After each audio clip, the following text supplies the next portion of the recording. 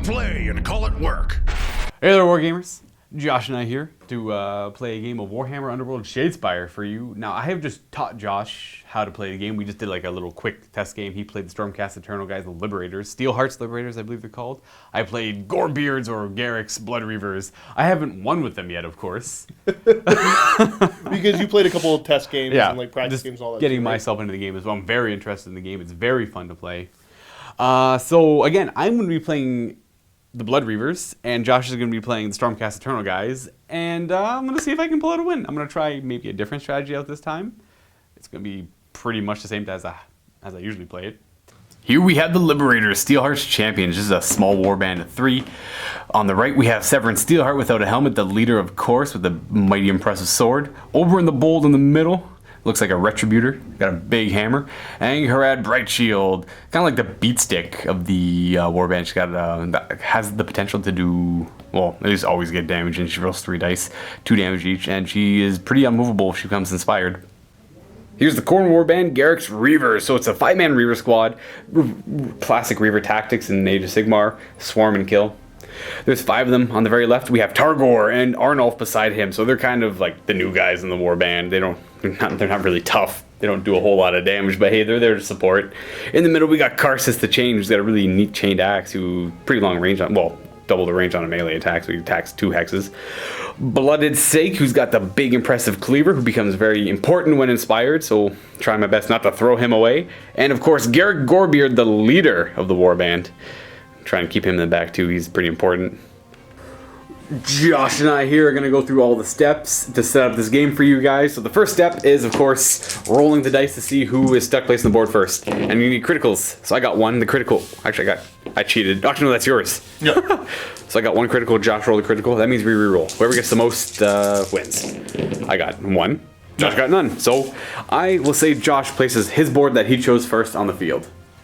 So Josh threw his board down like that, and then I won the roll-up. I get to dictate how the board's going to go down next. I'm going to place it like this for no particular reason, because why not have some change, right? I want to try and see how it plays with the board weird. Anyways, the way this works is, if you're going to place the board long side, you always have to have at least 3 hexes touching. If you're going to do it the short side, you just have to have 2. So we're going to keep it like that. So we got the objectives. Josh took 3 because he's a jerk. And he's going to place them. I'm supposed to take 3, aren't I? I place first. You take from the top, then I put 1 down. Oh my. I know, right? There we go. Here. Oh. In the end, it makes no difference, because he takes 3 randomly, I take 2. It doesn't change anything. Josh places the first objective, though. These Magic the Gathering players. Now, the way these work is you can place an objective anywhere you want. You just cannot be within 2 of a previously placed one, and it cannot be on a side hex either, unless it's the last objective being placed. So you're going to put 1 there. They also can't go in starting territories, but I mean, that goes without saying. No, it doesn't. I guess that doesn't go without saying. I'll place an objective. Actually, no, I'm faster than you. I'm going to spread it out. I'm going to go right back here. Bam. Bam. Mine goes over there, and then you can put down anywhere you want, and it can be on a side hex. Right in the corner. All right. Sounds good. Now we draw cards. So we flipped over all the objectives. Objective 1, Objective 5, 3, 4, and 2. And we drew our cards. So Josh has his 3 objectives and his 5 power cards. Did you actually mulligan any of those? I did not mulligan anything, no. Alright. Here are my 8 cards. I got the 5 power on top and the 3 objectives on the bottom. I'll give you guys a quick peek at them. I decided to keep all of them, because if you want to get rid of any of the power cards, you have to get rid of all of them. If you want to get rid of any of the objective cards, well, you have to get rid of all of them as well. It is now time to place our fighter, so we rolled off again for that. Now, whoever gets more critical symbols, I got 2. Jeez, okay, that's really good. Yeah, right? Yep. I will say that Josh places his fighter first, because no matter what, I'm not winning this one. Over in the bold goes in the back. Targor, right out front. Angharad Bright Shield. Karsus the Chained. And Steelheart himself right between both fighters. I'll place Arnulf there. I'll put Blooded Sake over here, and I'm going to put Garrek Gorebeard right there. So, I'm done deploying. Josh is now finished deploying. We're going to roll off to see who gets to have the first activation, and Josh finished deploying first, so he's going to add 1 critical symbol to his roll. So I'm getting, Josh auto wins. Yep. So, Josh will get the first activation. First.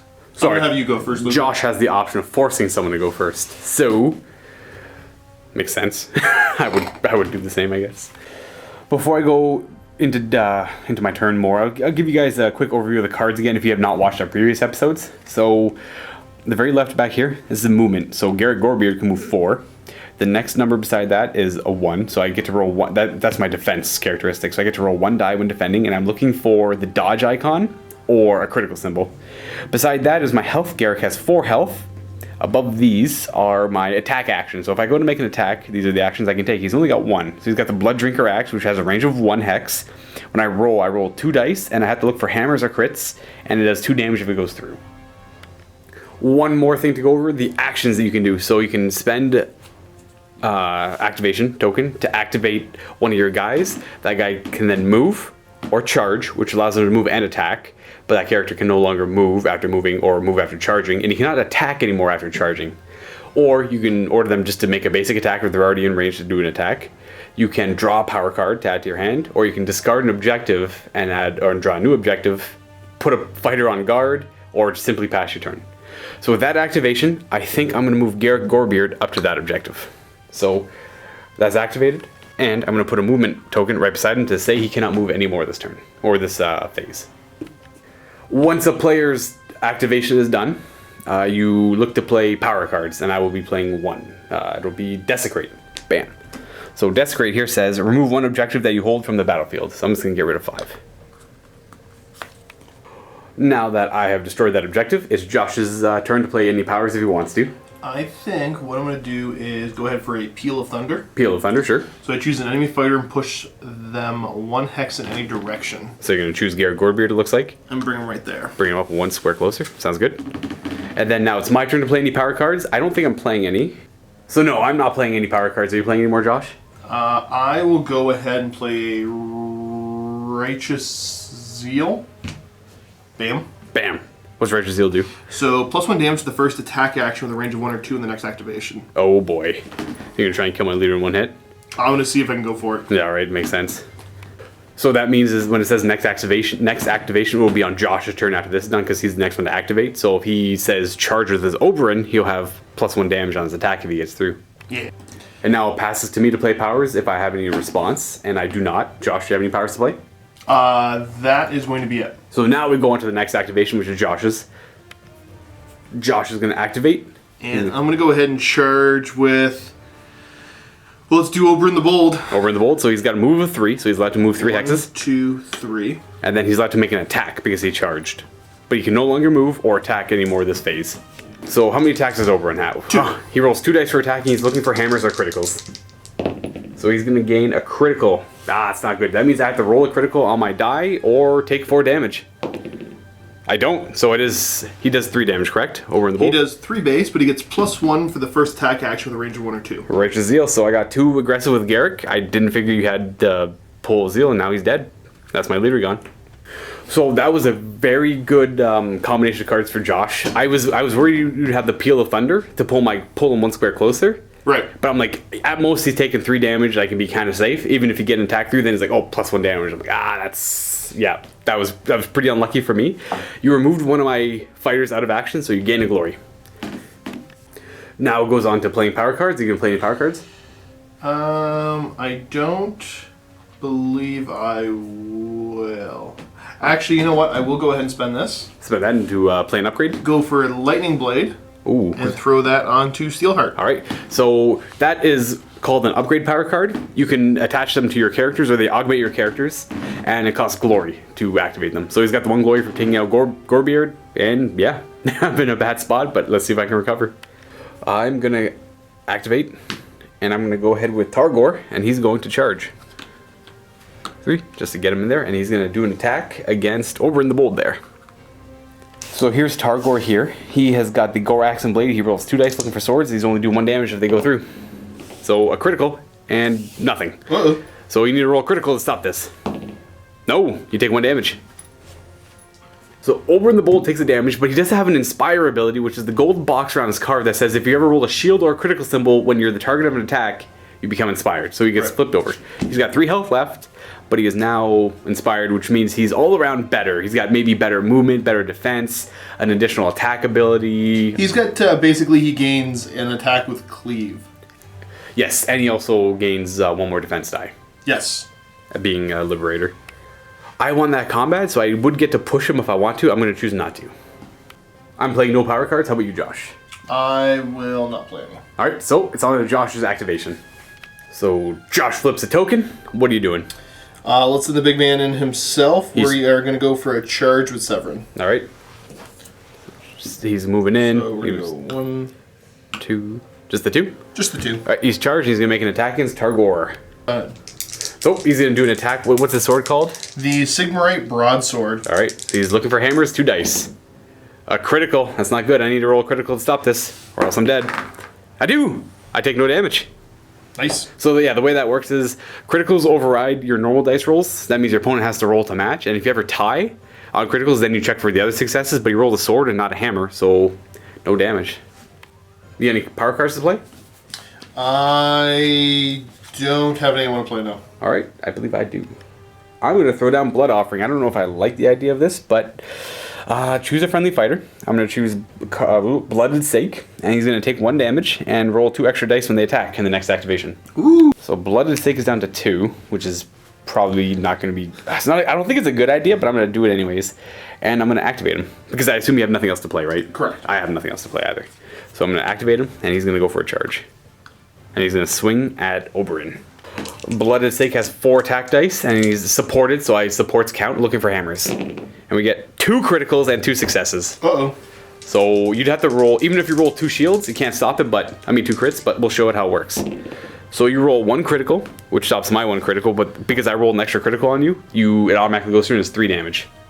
And I think he's dead. Yep, he's gone. So I take out your guy, which is huge to get a Liberator off the field that early. Which means I'll get a glory myself with that bonkers roll I just pulled out. I do have 1 card to play. It's a reaction card. So play this after a friendly fighter's attack action that takes an enemy fighter out of action. So Skulls for the Skull Throne, I draw 2 power cards. Oh, Josh did have a card you had to play immediately. Right, I had a score immediate for my objectives. It was score immediately if an enemy fighter is taken out by a charge by one of my fighters. Okay. So I would have gotten that. So that's 1 glory for you. Showing you guys what I drew. They're actually both very useful. First thing I'll play for the power phase, I'm going to play Whirlwind of Death, which is an upgrade, and it augments Karsus, gives him +1 damage to all attacks with a range 1 or 2. So he's got the Chained Axe, which has a range of 2, so that'll be useful for him. Now he does 3 damage or 2 damage. So Josh, are you playing anything? I am not. Alright, so I'm going to go ahead and play another card. I'm going to play Healing Potion on Blooded Stake and heal that 1 wound he took. So now Healing Potion has an extra ability. If I roll a shield or a critical, I remove up to 2, but he's only got 1 damage, so there's no point. And Josh, I assume you're not playing anything else in response to that? Correct. So I will not be playing anything. Now goes on to Josh's activation. So you're activating, and so you can discard one of your objectives and draw a new one? I'm going to discard Sigmar's Bulwark. Alright. Because it only works if I didn't take any damage this turn. Well, that's fair. Which I took some damage. So I will draw a new card. Alright, now it's on to... Oh, are you going to play any power cards? Oh, I guess I'll really read that. So Josh's got no power to play. I've got no power to play, so I'm just going to one final activation. So I'm going to flip this, and I'm going to think about what I want to do. This guy, Karsus the Chain, needs to actually get somewhere in range, so he's going to move 4. 1, 2, 3, 4. No, 4. I like that one better. So that's it. He's moved there. And that's my activation. I'm going to go there. I like that better. I've got no power cards to play. Josh has got no power cards to play. So it's Josh's activation now. Do you know what you want to do? Yeah, we are going to just be moving up. So she moves 1, 2, 3. Okay, sounds good. Now that we're done all of our activations, we go into the end step, cleanup. So it starts with the player who went first, which was me, and we check to see if we score any objectives. So I gain just it begins. So it's going to be score this in an end phase if at least 1 fighter from each warband is out of action. Nice. Which will give me a glory.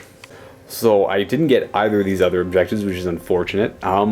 Now I'm allowed to discard them if I want to, and I will get rid of that one there. It's too hard to pull off a Worthy Skull.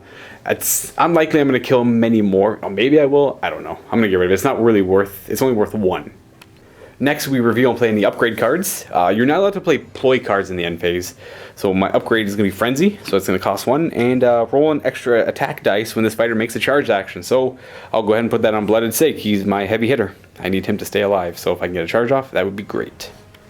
Next, you would discard power cards. I'm going to keep that one, and then I draw back up to 3 objectives and up to 5 power cards. Here's my new cards.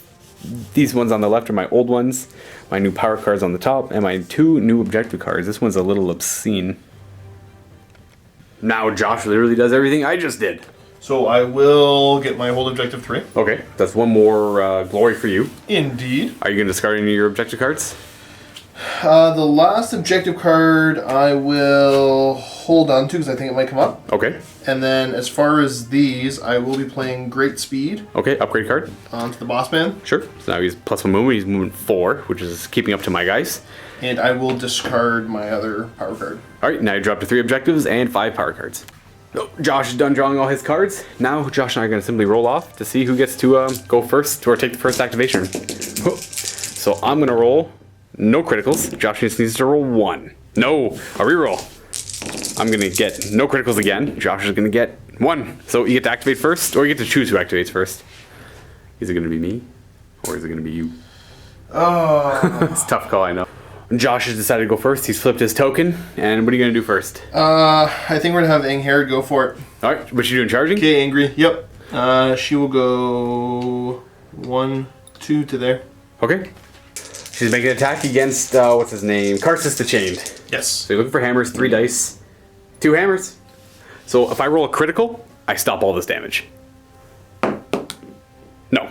So how much damage she does? 2? 2. So Karsus the Chained is down to 1 wound. So you got any power to play? I will go for a sidestep. Move a character? Move a friendly? Who's moving? She is? Staying safe? Yep. Sounds good. I will be playing no power. Do you have any other powers to play? I will go for Great Fortitude on the boss man. Alright, so he's going to go up to 5 wounds? Yes. 5 wounds on him. Alright, sounds good. So again, priority passes to me. I have nothing to play. Josh has nothing to play anymore. Now it goes on to my activation. I'm going to activate Arnulf. Oops, flip those up. And he's going to charge. Right there. Actually, I think there makes more sense. Arnulf's got 2 attacks. He's looking for swords or crits. He's got not a thing. So he is, oh yeah, so Josh is going to roll defense still because he might get inspired. Oh, so you only roll 1 die, yeah. So, no inspiration. I will have 1 power card to play. It's going to be Blood Rain. So all attack actions in the next activation have the sword instead of hammers, even if they would have hammers. Okay. So it just neuters your attacks by 1. Josh has got no power to play, and I have no power to play. So on to his activation. And what's it going to be? As much as I hate to do it, I need to kill one of your heavy hitters, so the... Boss man's charging? Yeah, he's going to have to. Alright. So charging there as his activation. And now he's going to swing at Karsus the Chained. Karsus the Chained might be going down here. You're hitting on swords, actually, but a crit. You do get a critical hit, so I need a critical to survive this. No! So how much damage is that? 3. 3. Karsus goes down. But that means that every single one of my fighters become inspired now, because I've lost 2 of my guys, and you've lost Oberyn the Bold. If there's at least 3 fighters out of action, all mine become inspired. Josh has got a power to play. What's it going to be? Actually, you know what? I will... No, I'm not going to play one. No power? No. I don't believe I have any either. Actually, I do have a final blow. I forgot to play it. So it's a reaction. Essentially, he took out my fighter. He takes a wound. So he's down to 4. Alright, so Josh got no powers to play. I've got no powers to play. I'll activate next, and it's going to be Targor, and he's going to charge. He's moved 5 now because he's inspired. He'll end up there, and he'll swing at Bright Shield. Wait, her name's Bright Shield, right? Yeah, Bright Shield. Yep. So he charged, and he is now inspired, so he's got 3 attacks that do 2 damage. Woo. He's looking for swords still, though. So, swords. I got 1 sword, and a support, actually, so I get 2 hits on you. Because I have 1 guy adjacent to the target. Ready to see the crit? I won't. No, but you do become inspired. But you take 2 damage. 2 damage? Yes. So if she becomes inspired because you roll the shield, yes. But you're also taking 2 damage and she's down to 2. Yes. I have no power to play. Do you, Josh? I do not. Alright, on to your activation. Oh, I guess... I guess I need to go get cards. So the predicament, this is what I wanted to do because I knew she had charge. I wanted Actually, no, I should have already flipped one of these too, right? No, I got yes. flip the 3rd. You're flipping your 3rd now. So I'll explain why I chose to go after her. She had used her charge, which means she cannot attack anymore and cannot move anymore. So I wanted to swarm her so I know she couldn't attack my guys. Right. And I want to try and take her out, I guess. And I knew he would have to charge. So if I forced him to have to charge, it means he cannot attack anymore, which means Josh's next 2 activations are going to be defending or drawing cards. So you're going to pitch a card? Maybe. You gonna think about defending now? I might. All right. So you activate, and I will have her go on guard. she's gonna go on guard. Makes sense. Bright Shield is now on guard, which means that when she goes to make a defense roll, she counts the dodge symbol in addition to shields. Josh has no powers to play. I have no powers to play. So on to my next activation, and that is simply going to be a charge from Blooded Sake, and he's going to go way over here. So I'm going to make my attacks. He's inspired, so he has Cleave now, and he rolls 3 dice because he's got Frenzy, which allows him to roll 1 extra die when they make a charge action. So here goes nothing. 3 dice looking for hammers or crits. And we're going to get a hammer, and a support. So I got 3 hits. So you roll 2 dice because you're inspired, and you essentially gain, if you get 1 crit, you're fine. Oh, she takes 3 damage. She did. She goes down. So for taking her out, I will gain myself another glory. And for power cards to play, I'm going to play Great Fortitude on Blooded Sake, which gives him +1 wound. So he'll be at 4 wounds now. And I will flip this to play that. Do you have any power to play, Josh? I do not. Okay, so that ends it for my activation. And now it's on to Josh's activation. Josh's activation. I will spend the last one to go fishing for a new objective. Get rid of hold objective 2. All right. And Anything cool? maybe. Maybe. You got any power to play? Do you know? No. I don't I'm gonna know. read this one. Okay. I too will activate and pitch one of my objectives. Let's go ahead and get rid of Annihilation. Score this in an end phase if all enemy fighters have been taken out of action. So it's like a super win more card. Yeah. And I don't think I want that. I'm gonna get rid of that, throw that over there, and draw a new card. So this one is much more doable. Well, I guess the other one was possible as well, but I didn't want to risk it. Josh's end phase, you have to score objectives. Are you getting any? I'm not getting any. Okay, so discard as many objectives as you want. I'm gonna get rid of Slayer of Tyrants because I already killed your boss. Oh, okay, that sucks, yeah. And I'm gonna try to hold on to the other one and see what happens. Sounds good. Now you get to play any upgrade cards you want from your hand. I don't want to play any. And then you get to discard cards from your... Discard all of them? Done. So now you draw up to 3 objectives and 3 power cards. Okay. Checking to see if I get objectives. I got Blood for the Blood God, and there is only Slaughter. So score this immediately if 3 or more of your fighters made a charge action. So all 3 of them made charges. And there is only Slaughter. Score this in the end phase if there are no fighters on objectives, which will give me 2 more of those. I'm not going to play either any upgrade cards because they're not really useful. I don't. This one doesn't have much merit right now. This is more of an early game one. And I'll be keeping this objective as well. I'll just go ahead and get rid of both of those. They're not very great. And I'm going to draw 5 new power cards and 2 new objectives. Here are my new cards I drew. These are my 2 new objectives. Pretty simple ones.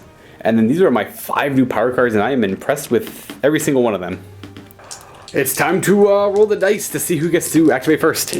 So I gain no crits. Josh has 1 crit. So who's it going to be, you or me? I will activate first. All right. Do you know what you want to do? I'm probably making a swing. So 1 activation just a swing at Targor Inspired? I think so. Does he have anything special other than extra damage? And Him, when he gets inspired, he does 1 extra attack, 1 extra damage. He's got 2 health. All right, swinging at Targor. You got 2 dice looking for hammers. So you got hammer and a crit. So I need to show, actually no matter what, I'm dead even if I roll a crit. So I'll show you why. So say that was a crit, we would tie on crits and then you have to check other successes. You have 1 success, 2 damage on Targor, he's out of here. Josh, are you playing any power? Yep, I'm going to spend 1 to go great strength on the boss. +1 damage? Yes. He's hitting for 3s? Yes. Oy. I'm going to spend a glory to put Berserk Charge on Syac, so both swords and hammers count when he's attacking. So Josh is not playing anything else. I'll augment Syac even more. I'll put Great Strength on him, so he's damage 4 now when he swings. So he's got 4 enchantments on him, or upgrade cards. And are you playing any more powers, Josh? No. I'll play Sidestep. I'll move him over 1. Why you being like that, dude? So you Stop! Are you playing any powers? No. Yeah, me neither. Alright. Oh yeah. I guess I'll just get right to it. This is where we just swing at each other for the rest of the phase. Unfortunately, this doesn't count as a charge. I could charge at the end. No. So I'm gonna swing with. Oh, you have 5 and I got 5. Alright, Blooded Sykes only got 2 attacks because he has a charge, but he does count swords and hammers. And we are at a hammer, so we got 1 hit. You need a shield or a crit. A crit! So you negate it, and you are inspired. I am. And scratch that. The crit is exactly what I needed because I have cleave. I forgot the shield would not have counted. That's pretty awkward.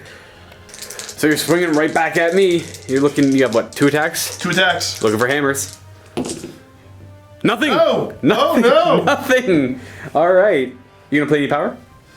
Oh. Oh, you got power. You got power. Power. No. Nope. Neither do I. I kind of blew through all mine in that first activation. I'm gonna do an activation and swing at you. Looking for swords or hammers. We'll take a hammer. So that's 1 hit. You need a critical, but you have 2 dice. Yep. Looking for a critical. He's dead. It's just 4 damage. So psych. Okay, I'll explain why. So you rolled the shield, which would have stopped it, but I have cleave. Cleave goes through all shield rolls. Yes. So shields do not count, and he does 3 damage, but he's got great strength, which gives him 4 damage. You had 5 health, but you took 1 from final blow, and now he goes down. Boo. So that was my activation there. I have no power cards to play. Do you have any power cards to play?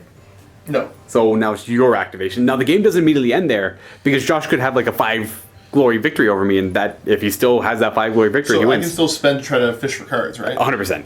Okay, so I will spend to try to fish for a new card. Yep. Come of on. course. Nope. Nope. All right, do you have any power to play? Nope. Okay, neither do I. I'm gonna activate, and I'm gonna move. That's Arnold, so he moves 5. 1, 2, 3, 4, 5. I have no power to play after that. How about you, Josh? No. Not a thing. All right. So you're gonna fish for an objective. Come on. Fishing, Come fishing, on. fishing, pitch, and fish. Nope. Nada. Nope. All right. You got no power. Nope. So I got no power. I'll activate him, and he'll move 5 onto there, and then I have all 3 of my objectives at the end. I don't have any. What did you have? Okay, I had on-spiring.